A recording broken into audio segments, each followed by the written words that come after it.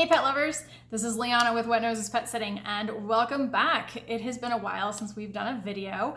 2020 I think was a bit much for all of us, but we are back in 2021 doing weekly videos, so I am glad that you are here with us. And our first video back is actually going to be talking about houseplants that are toxic to pets and how we keep our pets safe from houseplants. So thanks for being here. A lot of you might already know this, but a lot of houseplants that we all commonly have are actually toxic to pets. And I am not going to tell you that you should not have houseplants that are toxic. What I am going to tell you is you should be aware of what they are so that you can be as safe as possible. I am notorious. At one point I made a list, and of the 40 plus houseplants I have in my house, probably about half of them are toxic to either my dogs or cats. So I'm right there with you guys.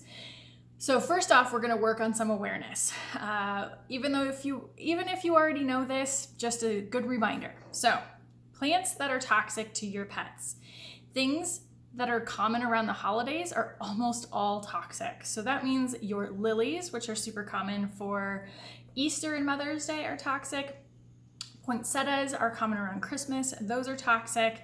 Mistletoe is also common around Christmas, which is also toxic. So if you're looking at bringing a plant into your house around the holidays, any holiday, double check, especially because it's going to be a new plant and that's a novelty for your pets. So take a look at those, see if they're toxic, just so that you know what you're dealing with.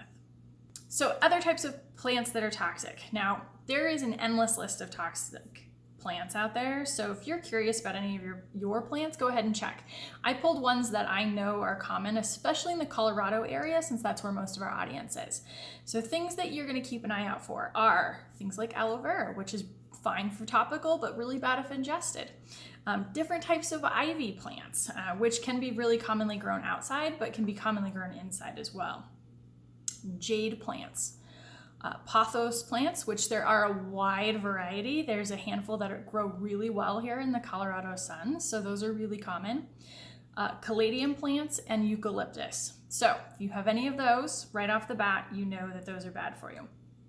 Now again, take a look. There are a lot of fully comprehensive lists online, or if you know what your plant is, you can actually just look that one up specifically.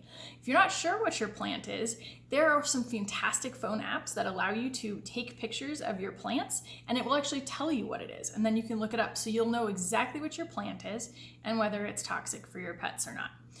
I will also say that cats tend to be a little bit more sensitive than dogs, and cats also have the greatest access to plants because they're jumping up on things, they're on tables, they're into things and shelves.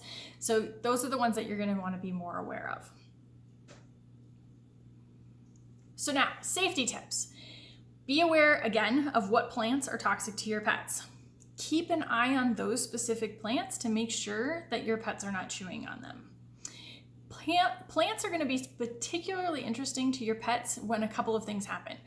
One, when you get a new plant. So when you bring it in, it's going to be novel and new, and they're going to want to see if they can chew on it and test it out to make sure, see if it's interesting, see if it tastes good. So you're going to want to be really particular and careful at that point to make sure that your pets aren't getting into it. Two, it's going to be very interesting if you get a new pet into your household. So if you are either having a new pet come into your house that you're getting, you're going to really want to keep an eye on them.